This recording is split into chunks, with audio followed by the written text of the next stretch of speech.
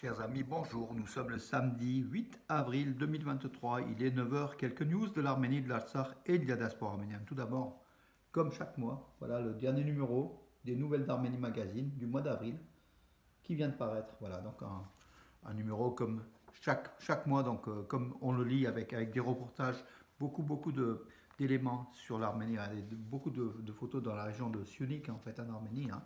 Voilà, réalisé par des photographes des Nouvelles d'Arménie. Il y a tout. Donc, voilà, la Cour de justice de La Haye, un article aussi sur la condamnation de l'Azerbaïdjan, Valérie Boyer, bien sûr, qui défend toujours l'Arménie et la cause arménienne. Beaucoup d'éléments, en fait, des dossiers entiers qu'on lit avec plaisir. Bien sûr, la page quiz chaque mois.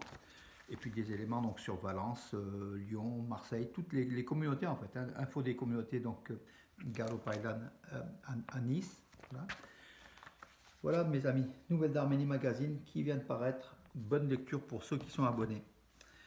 Donc l'information, donc hier, donc la marche de centaines de femmes de l'Artsakh, des femmes qui ont marché en direction du corridor de la Chine, en fait de Chouchi, et sont arrêtées au croisement entre le village de Choch et Chouchi.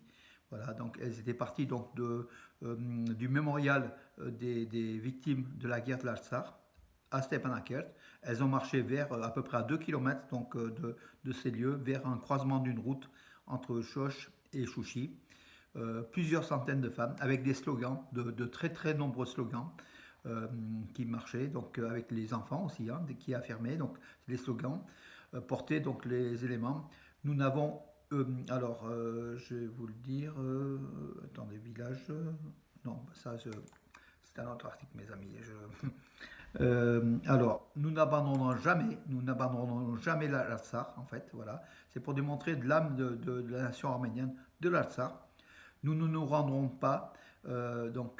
L'autodétermination de l'Artsakh est la seule alternative. Et arrêter le mal, assurer notre droit à la vie. Voilà, donc en anglais, en français et puis en russe, hein, en trois langues, donc beaucoup d'affiches, beaucoup de slogans. Bravo à ces femmes courage de l'Artsakh qui disent nous sommes derrière nos hommes de l'Artsakh pour la liberté du peuple arménien d'Artsakh. Bravo. Donc les mouvements commencent à se faire. Aujourd'hui, on est à peu près à 120 jours, pratiquement 4 mois du blocus du corridor de la Chine.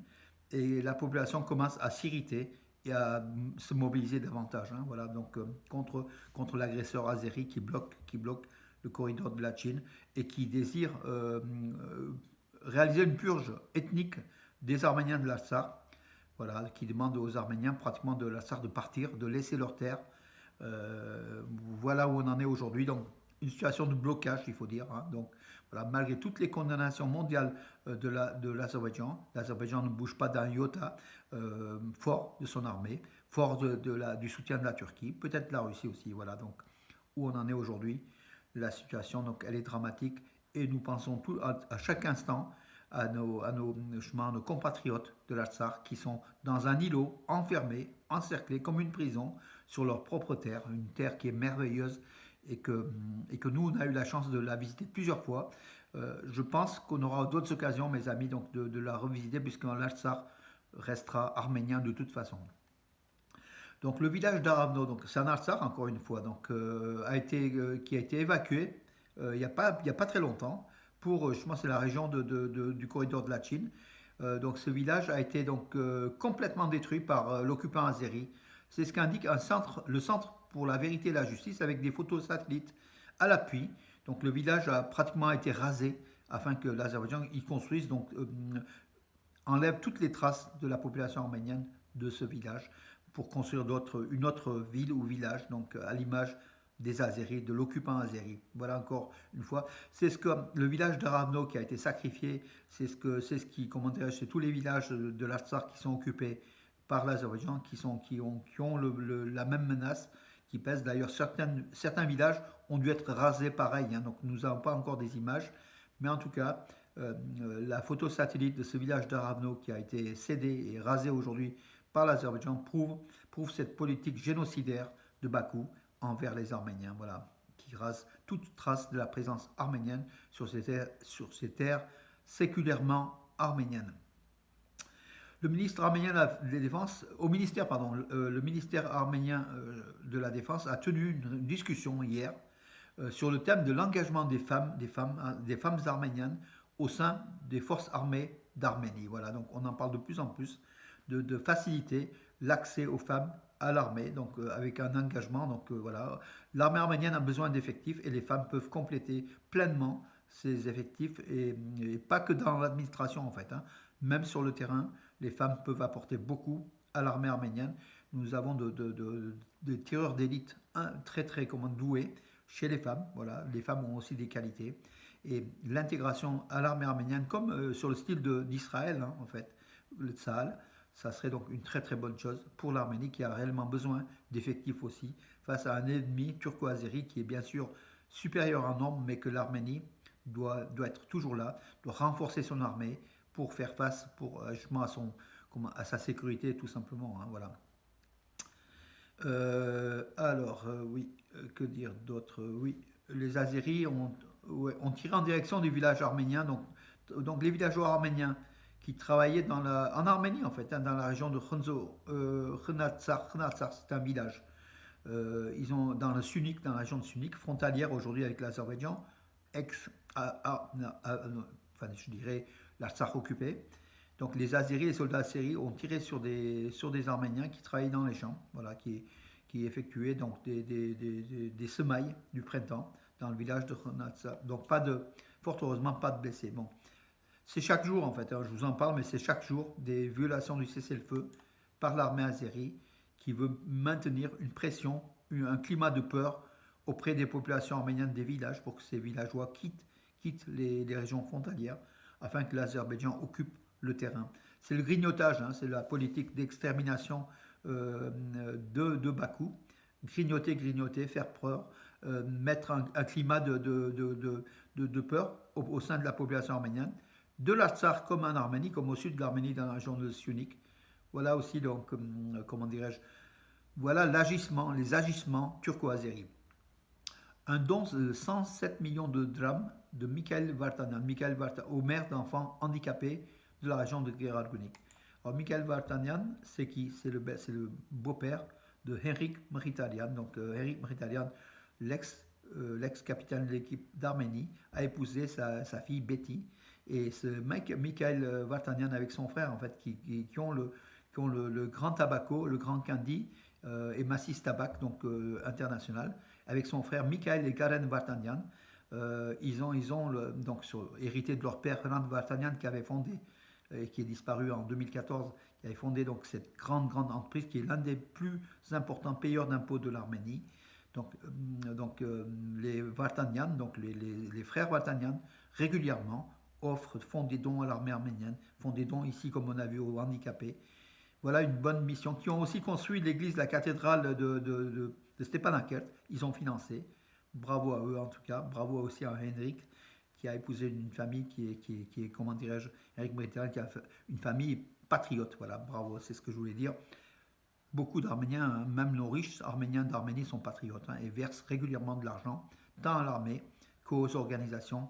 Il faut quand même aussi le souligner. Hier, donc, à Ankara, donc, rencontre entre le ministre des Affaires étrangères de Russie, Lavrov, et le ministre et son homologue turc, donc Çavuşoğlu. Ankara estime nécessaire de conclure au plus vite un traité de paix entre l'Arménie et l'Azerbaïdjan. C'est ce qu'aussi a dit la Russie. Le chef de la diplomatie russe a dit que Moscou ferait tout pour pousser cette signature du traité de paix. Mais je dirais à quelles conditions? Quelles sont les conditions de ce traité de paix entre l'Arménie et l'Azerbaïdjan? On a, nous, l'impression que c'est l'Azerbaïdjan qui veut mettre ces conditions et sans écouter l'Arménie. Et puis surtout, le droit à la sécurité des Arméniens de l'Artsakh. C'est aussi l'une des clés importantes en dehors de la frontière. 450 000 touristes en Arménie au premier trimestre 2023, c'est un record. Donc voilà, on a même des niveaux de 30% pratiquement supérieurs au niveau d'avant Covid de 2019. Le tourisme bat son plein, c'est un très très bon élément.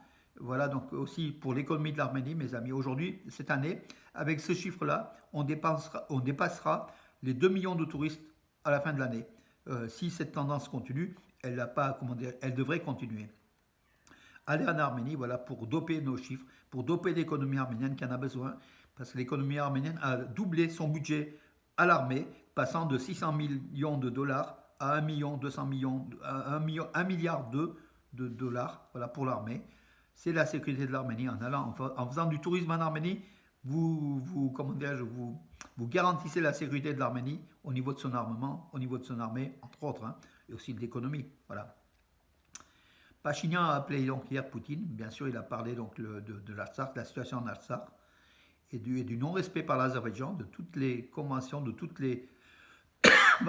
les éléments signés en commun donc le 9 novembre 2020 et puis les trois éléments le 11 janvier 2021, le 26 novembre et 31 octobre 2022. Donc tous les accords entre l'Arménie et l'Azerbaïdjan sous l'arbitrage de la Russie. Donc l'Azerbaïdjan qui ne respecte pas, ne serait-ce qu'au Karabakh ou à la frontière de l'Arménie, tous les engagements. Voilà, donc c'est ce que Pachinian a fait part à Poutine. Après, Poutine, il écoute que ce qu'il écoute. Il est en relation importante avec la Turquie et l'Azerbaïdjan. Et l'Arménie, sans doute, passe en troisième position, malheureusement. On verra donc dans les semaines qui viennent. Le Parlement de Chypre a adopté une résolution condamnant l'Azerbaïdjan pour le blocus du corridor de la Chine et puis pour l'attaque de la frontière arménienne aussi souveraine. Mais bon, c'est une nouvelle condamnation. On en connaît une vingtaine de condamnations, une trentaine. Mais quels sont les effets? Donc les effets sur Aliyev, le dictateur, sont pratiquement minimes, hein, puisqu'en fait, il n'écoute personne. Fort que Erdogan derrière doit assurer en disant je vous couvre diplomatiquement, faites ce que vous voulez, n'écoutez pas voilà, dites oui, mais faites le contraire, tout simplement.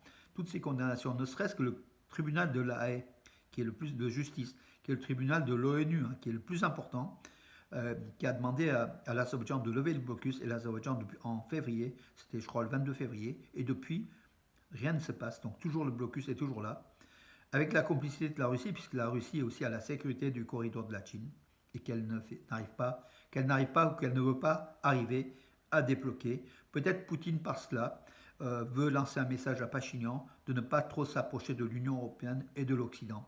C'est peut-être la guerre hein, entre Poutine et Pachinian, malgré les coups de fil, malgré les photos, malgré tous les éléments de la diplomatie derrière. Il y a sans doute une véritable guerre entre Moscou et Yerevan. Moscou a des intérêts avec Bakou et Ankara, un peu moins avec Yerevan, surtout qu'Yerevan tente d'aller dans le camp occidental. C'est un crime de lèse-majesté auprès du dictateur, hein, ne serait-ce que Poutine. Voilà, donc peut-être c'est une vengeance. Le corridor de la Chine est peut-être une vengeance de cela, de l'Arménie qui va vers l'Occident, vers l'OTAN, vers les États-Unis, vers l'Europe. À tort ou à raison, on ne sait pas. Donc on a, nous, chacun notre jugement. Mais l'Arménie peut naviguer entre les deux, entre le monde russe, qu'elle ne peut pas lâcher comme ça, mais aussi avec le monde occidental, avec des valeurs communes. Hein. Nous avons des valeurs communes avec l'Occident. D'ailleurs, nous, on est pleinement donc, imprégnés de cette culture. Voilà le dilemme de l'Arménie, et qui peut être sanctionné donc, pour cela. Mes amis, donc je vous laisse aujourd'hui. Je vous donne rendez-vous demain matin rapidement, puisqu'après on va aller à l'église arménienne de Roman pour assister à la messe de Pâques. La messe très belle avec le père Oussik Sarkisian. Une très belle messe. Il y a aussi une messe ici à Valence, donc à l'église Saint-Sag. Voilà mes amis. Donc à demain. Bonne journée.